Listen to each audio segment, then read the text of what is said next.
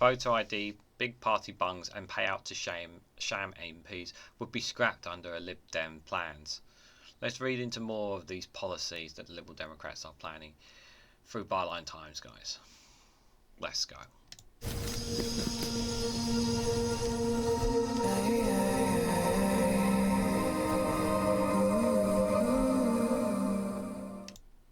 Good morning, good afternoon, good evening, wherever you are in the world. This is Reading Elite here with an article from Byline Times with the headlines: Voter ID, big party bungs and payouts to shame MPs will be scrapped under Lib Dem plans. This sounds very ambitious, sounds very good, sounds very promising on the front of it, doesn't it, from the Lib Dems? The Liberal Democrats have set up proposals to overhauling UK democracy, our chief reporter writes from Bournemouth. No ID, no entry. The Liberal Democrats have backed plans to cap political donations to £10,000, scrap big payoffs for disgraced ministers and abolish mandatory voter ID rules. The party has become the first to adopt a pre-manifesto for the next election, with proposals to give everyone the right to see a GP within a week as their centrepiece policy. The pre-manifesto document, which was voted on and approved by party members at its autumn conference in Bournemouth, sets out an early draft of the party's manifesto for the next general election. They also set out their proposals for overhauling democracy after a skew of scandals over the past decade, from lobbying to cronyism to tainted House of Lords appointments. Many of the scandals were triggered by donations to MPs or parties, with donors subsequently landing government's contracts or positions. Last week, the Mirror reported that the Conservative Party donors whose company was awarded £160 million worth of PPE contracts had been appointed to a senior government role on the Board of Trade. Dave Meltzer, former chairman of the scandal-hit President's Club, had donated almost £70,000 to the Conservative Party and its politicians since 2009. Yeah, if they're going to do something about cutting this back,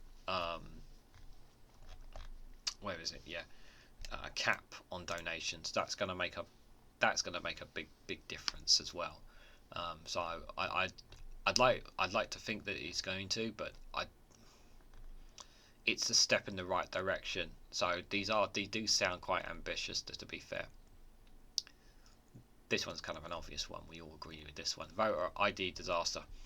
On voter ID, the Electoral Commission report in June found that at least 14,000 people who tried to vote in the local election in England were denied a ballot paper because of their ID requirements.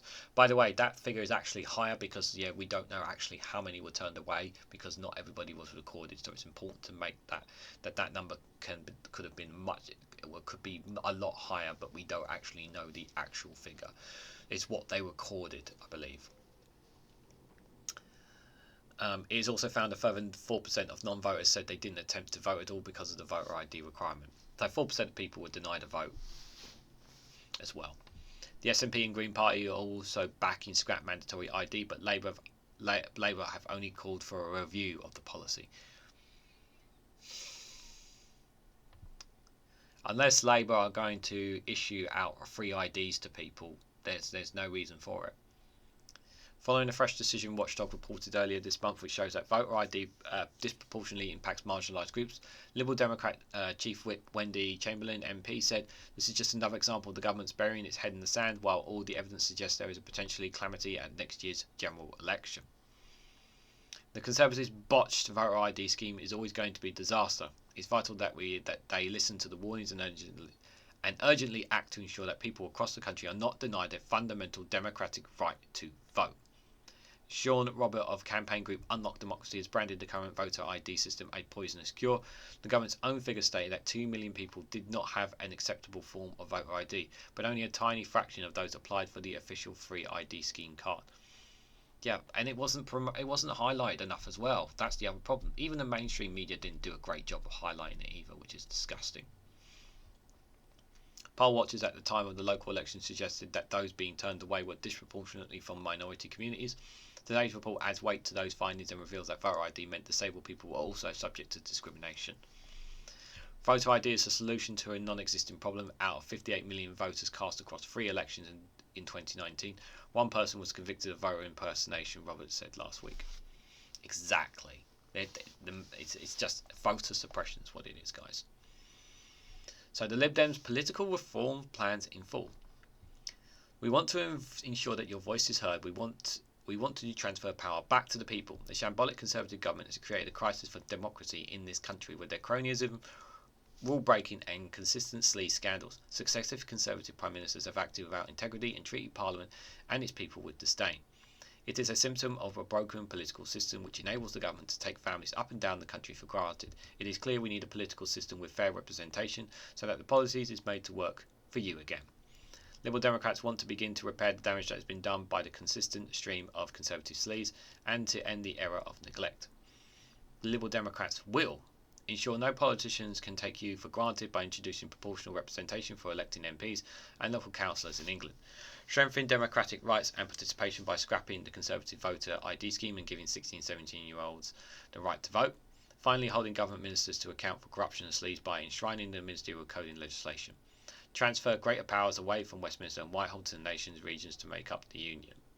Introducing a written constitution for a federal United Kingdom with a stronger voice for England, Wales, Scotland and Northern Ireland.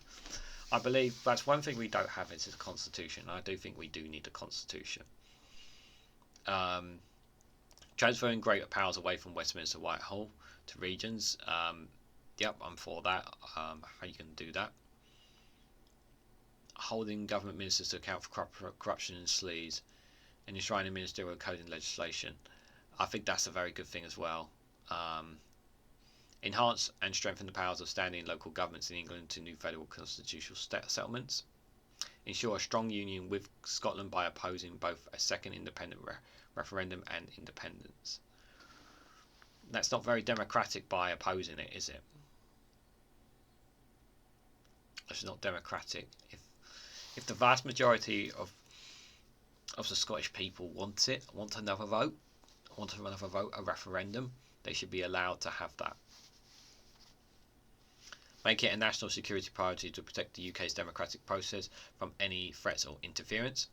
Take big money out of politics by capping donations to political parties at £10,000 a year. Yeah, I think that's a massive one. These are some really good stuff here. Introducing proportional representation for electing MPs, so it says MPs and local councillors in England. These are some good policies here from the Liberal Democrats. Some good stuff.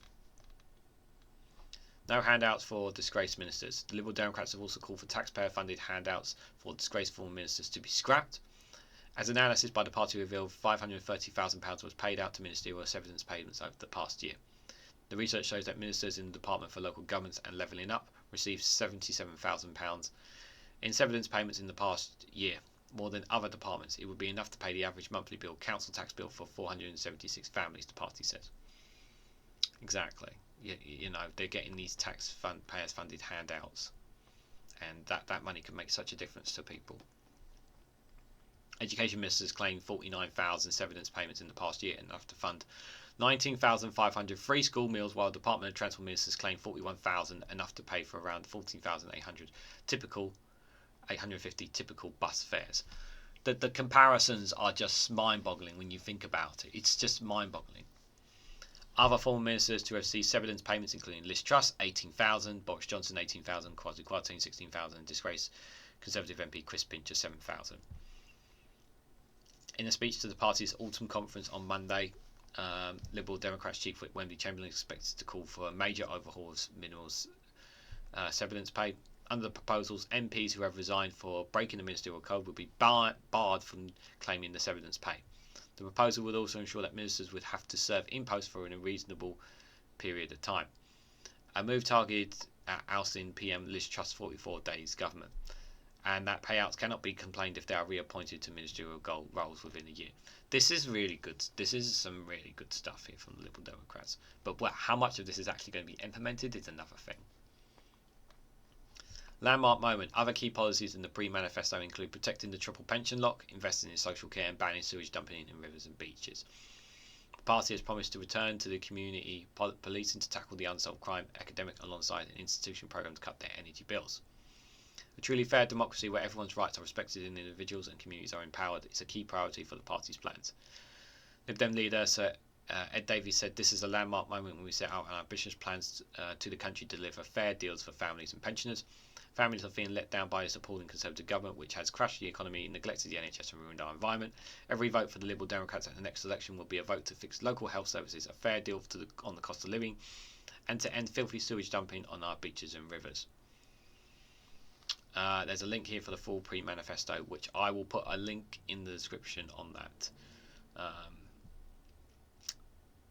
Yeah, interesting, guys.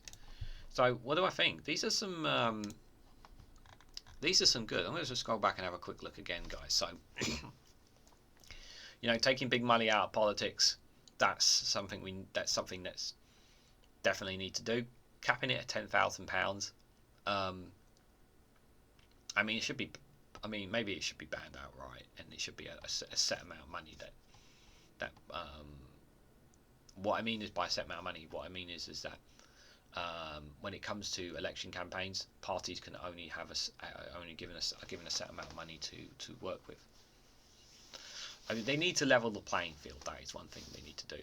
But taking the big money out of politics is a good thing because it stops businesses and media's having control and influences over our politicians. So I'm definitely all down to that. National security priority. Protect the UK's democratic process from any threats or interference. Doesn't really say a lot there, does it, to be fair? I've mentioned about Scotland there. Enhancing the strength and powers of local governance in England. Yeah, they need more powers, but they also need more funding as well. The transferring of power to locals, which I'm for. Holding government ministers are now enshrining the ministerial code legislation. Definitely will make ministers think twice about what they say when they speak in the House of Commons. So I think that's a good thing. They're also for giving 16, 17-year-olds the right to vote as well, which I think is a good thing. Yeah, we want to encourage younger people to vote, and scrapping the Conservative voter ID. Like they said, Labour said they're going to review the policy. My position on it is just that you either scrap the policy or you give free voter IDs to every single person up and down this country.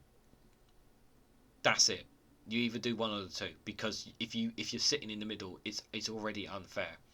Either everyone gets a free ID card so that they can use to vote, and every single person gets it for free, then it'll be all right. But if you're not going to give a free ID for people to be able to have that right to vote, you're already undermining democracy just right there. So for Labour saying they were going to review it, I don't like that position at all. Proportional representation for elected MPs, local councils in England. Yeah, that will give everyone a level playing field. But it will give, with the likes of Reform, a bit more sway as well. They'll probably give them one or two, potentially gives them the potential for them to have an MP in the future or something, but it won't give them too much power because of the systems and the proportions that they have. So these are some really interesting policies. What do you honestly guys think of some of these policies? I will put a link to their manifesto, pre-manifesto as well, in there for you guys as well. That's definitely something to be I find quite interesting. But yeah, let me know what you guys think in the comments down below. Some of these ideas and ambitions that the Liberal Democrats have. Yes, I know they're not the party that's going to win the next general election. We know that, but they could potentially be in a coalition with Labour at the next general election potentially. So there's some opportunities here, and these are some interesting policies to say the least. So let me know what you guys think down in the comment section below. Like, share and subscribe as always. Thank you very much for watching. Check out some of my other links there, including some exclusive content only available on Patreon. Take care, and I'll catch you all very, very soon.